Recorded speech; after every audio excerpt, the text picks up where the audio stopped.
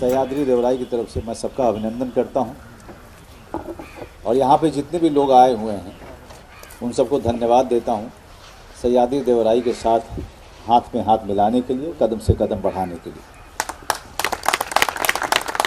मैं सयाजी शिंदे को 20 साल से करीब ज़्यादा से जानता हूँ। इसको शूल फिल्म हमने साथ में की थी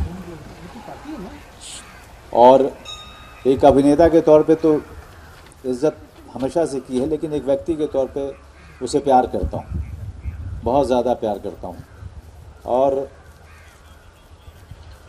चाहे हम भले ही कितने भी साल के बाद मिलें, कभी लगता ही नहीं है कि वो साल हम मिले ही नहीं थे।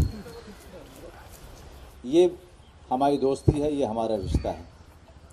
इस बार जब हम काम कर रहे थे केरल में, तो इसने सह्याद्री देवराई और उसके काम को जिस तरीके से मुझसे बात की, और मुझे हर बार ऐसा लगा कि इतने जुनून के साथ, इतने उत्साह के साथ, इतने प्रेम के साथ ये हमेशा सिर्फ अभिनय के बारे में बात करता था, एक्टिंग के बारे में बात करता था। अचानक ये जो प्रेम, उत्साह और जुनून मैंने पेड़ों को लेके, पर्यावरण को लेके देखा, इसकी जो चिंता देखी,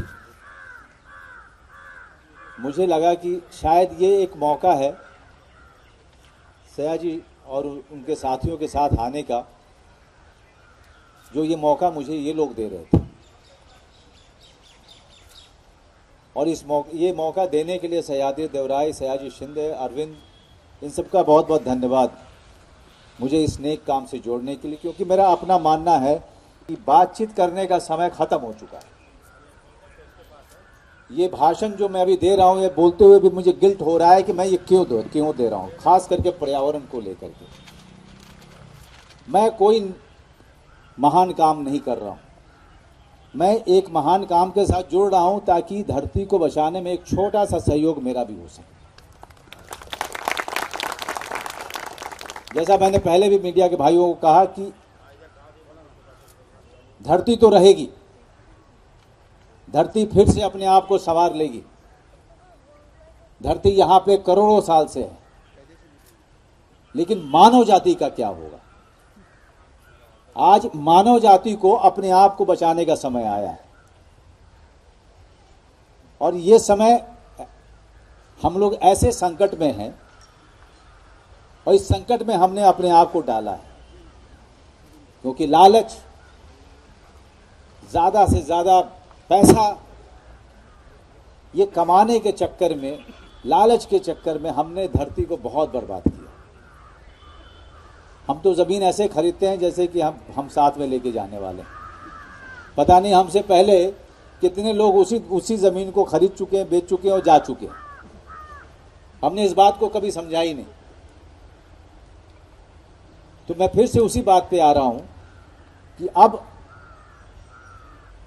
सह्याद्री देवराई अपना काम तो करता रहेगा, 20 साल से कर रहा है,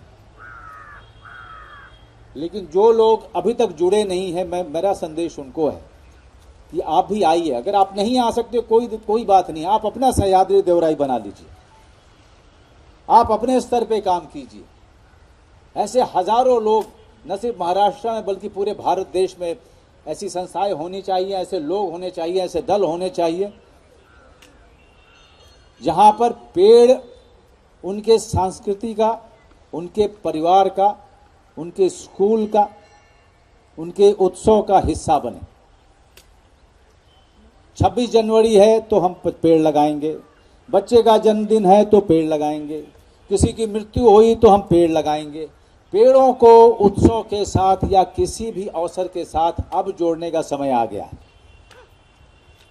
थीम पार्टी करने की जगह पे अगर थीम पेड़ों का हो, 1 लाख पेड़ अगर कल्पेश भाई कल को लगाएंगे, तो कल्पेश भाई उन पेड़ों की वजह से हजारों साल तक जिंदा रहेंगे, क्योंकि मेरे और कल्पेश भाई जैसे लोग, बहुत सारे लोग आए और चले गए, मिट्टी में मिल गए, लेकिन पेड़ वैसे कि वैसे खड़े हैं। मैं आपको एक किस्सा बताता हूँ। मेरे अपने गांव में एक बेल का पेड़ था, और बेल मेरा सबसे प्रिय पेड़ है, प्रिय फल भी है। मैं उस पेड़ को बड़ा होते हुए देख रहा था, मैं उस पेड़ को इस वजह से आज तक जानता हूं क्योंकि मेरे दादाजी ने उसको लगवाया था। दादाजी चले गए, उनकी स्मृतियां भी बाद में धूमिल हो जाती हैं, उनकी यादें भी धूमिल हो जाती है, लेकिन पेड़ आपको हमेशा याद दिलाता है कि आपके दादा ने लगाया था मुझे। इन पेड़ों के भी कई इतिहास होंगे, तो हमें अब वापस प्रकृति की तरफ लौटना ही होगा, इसके अलावा कोई चारा नहीं है। धन्यवाद।